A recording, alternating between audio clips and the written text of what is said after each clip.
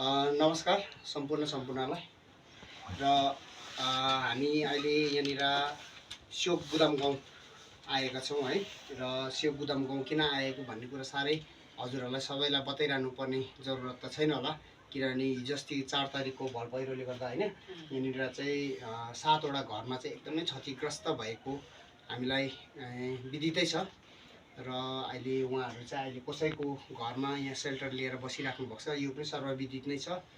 र विशेष आजको आउनुको कारण चाहिँ के हो भन्दाखेरि हाम्रो दिल्लीमा बस्नुहुने छेसाङ लामा हुनुहुन्छ, जो चाहिँ हाम्रो स्योक भस्मेको भरत जुजोको छोरी हुनुहुन्छ। छेसाङ बहिनी अनि उहाँका लगायत सम्पूर्ण साथीभाइहरू सबैजना मिलेर है हजुरहरूको निम्ति उहाँ लगायत उहाँका साथीभाइहरू सबैजना मिलेर होइन केही रकमहरू पठाइदिनु भएको छ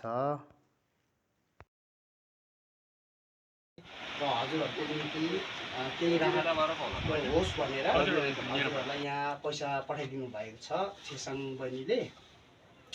र यहाँनिर चाहिँ तपाईँको बेसी चाहिँ छैन, 22,000 रुपियाँ पैसा छ। यो 22,000 रुपियाँ पैसा चाहिँ हजुरहरूको 7 परिवारले बाँडेर या अथवा केही सामानहरू अपुग भएको खण्डमा यो 22,000 रुपियाँ पैसा चाहिँ हजुरहरूले दिनुहोस् भनेर उहाँले पठाइदिनु भएको छ छेसाङ बहिनीले है। र यो हजुरहरूलाई हस्तान्तरण गर्दैछु र यो चाहिँ साथै घरले हजुरहरूले बराबर बाँडेर जे जति पर्छ चलाइदिनु हुन भनेर चाहिँ छेसाङ बहिनीले अनुरोध गर्नुभएको छ। र हामी छेसाङ बहिनीलाई पनि धन्यवाद भन्छौँ है, बिचराले एउटा दिल्ली जस्तो जग्गामा बसेर उहाँले यति भयो नि पैसा पठाइदिनु भयो आफ्नो गाउँ ठाउँ सम्झेर है। र त्यसको लागि छेसाङ बहिनीलाई पनि धेरै धेरै धन्यवाद।